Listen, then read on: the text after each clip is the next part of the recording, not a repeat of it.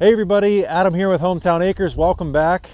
Well, we didn't get the roof on before winter, but I've got some good news. Today is supposed to be 50 degrees, and that is what we've been waiting for so that we can get the trusses and the purlins stained, so then we can get the metal roofing on. The reason I don't want to put the metal roofing on now is because then when I go to stain the underside of the roof, then I got to worry about all the overspray and everything getting on the underside of the metal roofing, and I want to keep that nice and clean looking. So today, it's going to be 50 degrees here a little bit later. It's only about 42 right now, so still a little bit early. So while we're waiting for things to warm up and for some snow to melt, let's head down to the sawmill and get some more of this board and batten siding milled up.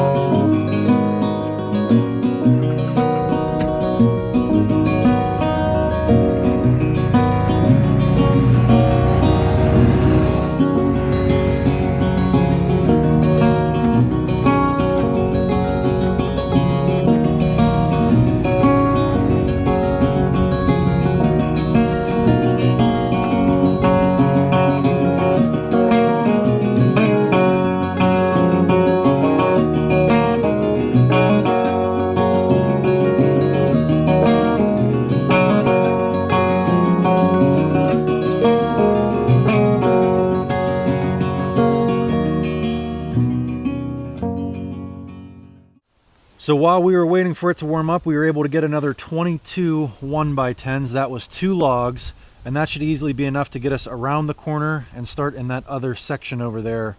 It's about 48 degrees out right now, but I think we're going to go ahead and run with it because I don't know if we're going to have another shot that's going to be this close to 50 until springtime. And it's actually good timing right now because it is starting to get pretty greasy out right now, so it'll be nice to be up in the air on the scaffolding instead of down on the ground. Even being so, we did put gravel down here, so where the building is nice and dry, but down by the sawmill was starting to get pretty nasty. This is our setup for spraying the stain on the purlins and the rafters. I picked this up from Harbor Freight a year or two ago. It's a little Avanti HLVP sprayer. We've got a little respirator. I've got a little power station to power the sprayer, so I don't have to run an extension cord out here and be fighting with that. I'll just carry that in one hand, carry the sprayer in the other.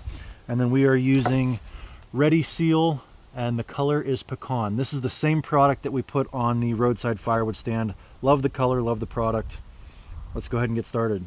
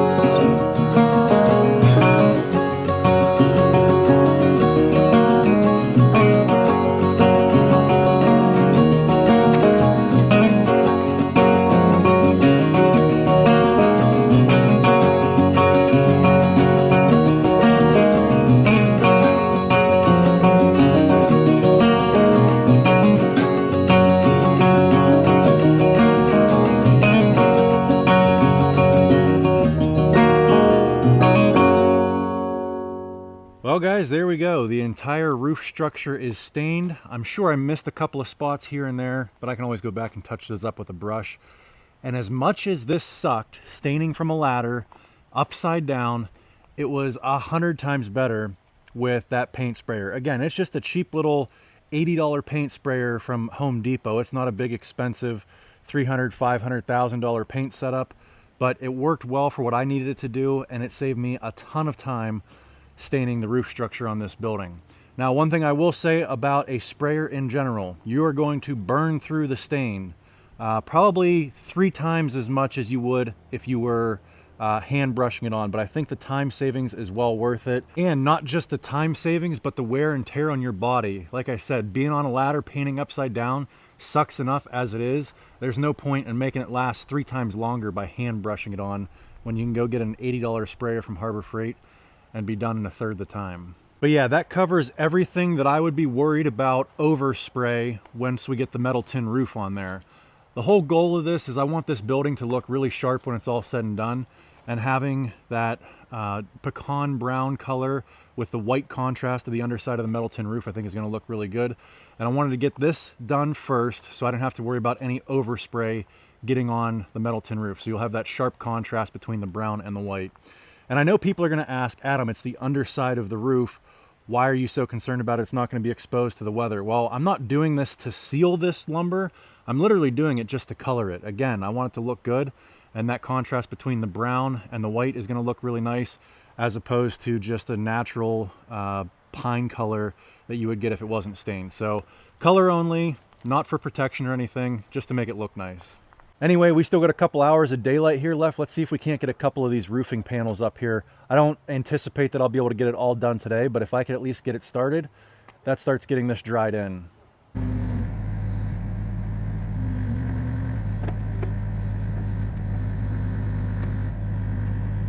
All right, so I made this little pallet sled to slide in underneath the metal roofing, because as you can see, this metal roofing is fairly flexible and bendy. And what this is going to do is just provide it a little bit more rigidity to hopefully keep it flat as I'm raising it up and putting it on the roof. Now, I made this with the longest lumber that I had available, which is 12 feet. This metal roofing is 26 feet long, so that should be 14 foot short. I'm going to hopefully have just a 7-foot overhang on either side, and hopefully that'll keep the edges from wanting to bend and crease too much.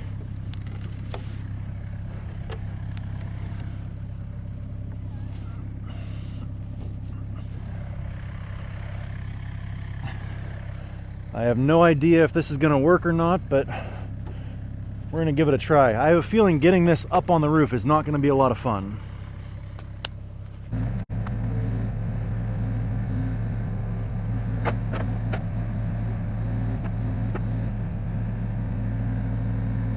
Well, so far so good. That little pallet is doing its job and keeping the metal a little bit more rigid and flat. If that wasn't under there, this would look like a spaghetti noodle hanging over the forks.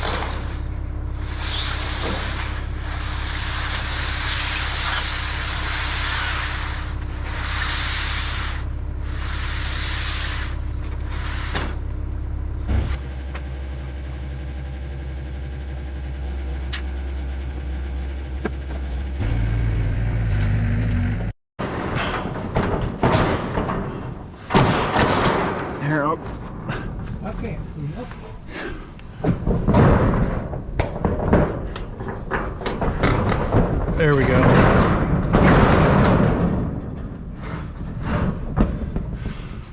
That looks good for now. Obviously we need to make sure it's square. But once the first one's set, this should go. I mean, other than throwing 1,000 screws in. Yeah, I'm not waiting all night for that. No. No, that's all I needed help with, was getting the first one up and getting all of them offloaded from the... So how do you know where you're at on your ends? I'll have to hop down and look. So, all right, so it's got to come downhill some because we're not even overhanging at all here.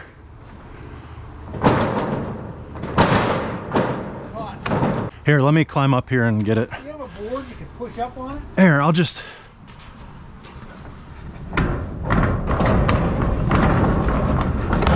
Okay, hope. Okay, we're overhanging probably 3-4 inches now.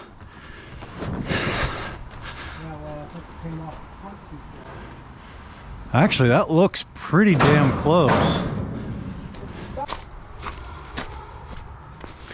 Adam, look up along the peak on the side and see if it's... The, you could bring, can you bring the front here in a little bit? A hair more? That looks good. I'll kick the back end out a little bit. Out towards the road? Yep. Okay, now pull the, well, pull the top in towards the house, like a 1/2 inch. Uphill? Yes. Oh, wait a minute. Right here? Right panel that. No. Oh, towards the woods. Sorry, yeah. A little bit too much. Give it just a, that looks good right there. Are you putting an overhang on that or not? Yeah, it's got about a 2-inch overhang on the outside. Oh, okay. So what I'm looking at here, Adam, is you'll have a screw out towards the front. Yeah. One there, then out towards the front in this panel, then out towards the front in this one, and then out towards the front in this one. Then your overlapping one, there'll be a screw here. Okay. Does that make sense? Yeah. Out towards the front, and that's what'll lock this down. So this one here. So if I just start throwing them in, just to get this thing held in place a little bit. If you slide me up 1 or 2.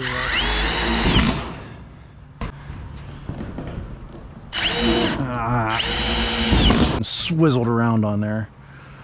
No one will ever see it. Ah, see, I learn something new every day. Give it a little tap. I can't tell if that's in line.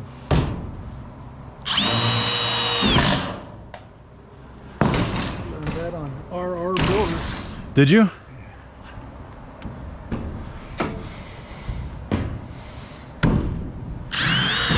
Ah, it does work. I like it.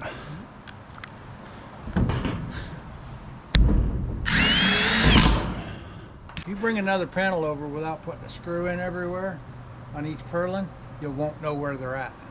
Oh, you're right. You're gonna have to climb up and Get at least one in each purlin so you know where the line is.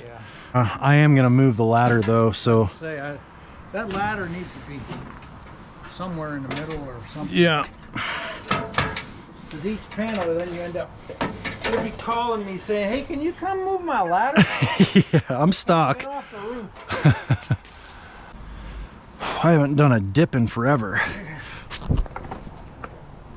Still got it. Yeah, I can't. It's too far. Yeah. It's too far above my shoulders. To Yep. press up.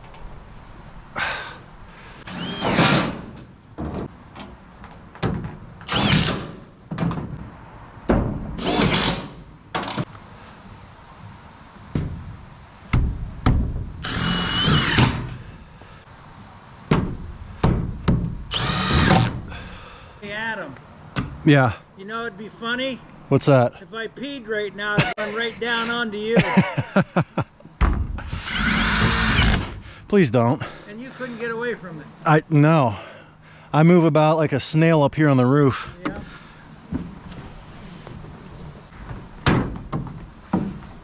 You coming? Yep.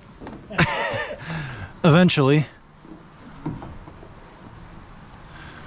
It's just one of those things you got to get comfortable with. Tell you what, climbing up the roof is a lot easier than climbing back down the roof.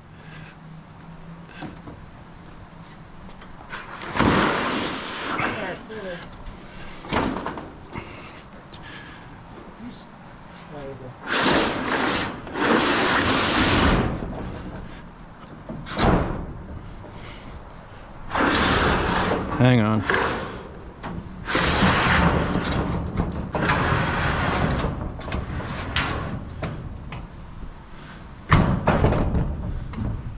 It's one thing you're just going to have to watch the whole way across.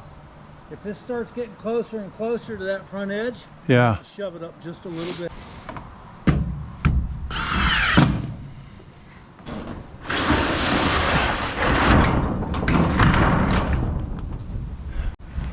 Looks good down here. Come uphill a little bit. Right down on it. Yep.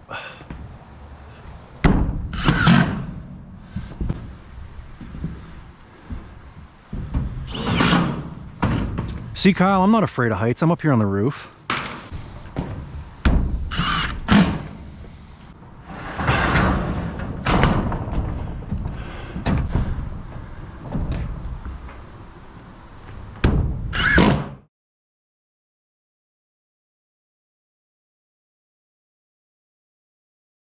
Well, guys, you heard me say it earlier. I had no ambitions of getting this done. I thought I might get a sheet or two up here, but because neighbor Doug stopped over, helped me get the metal up on the roof while I was running the excavator.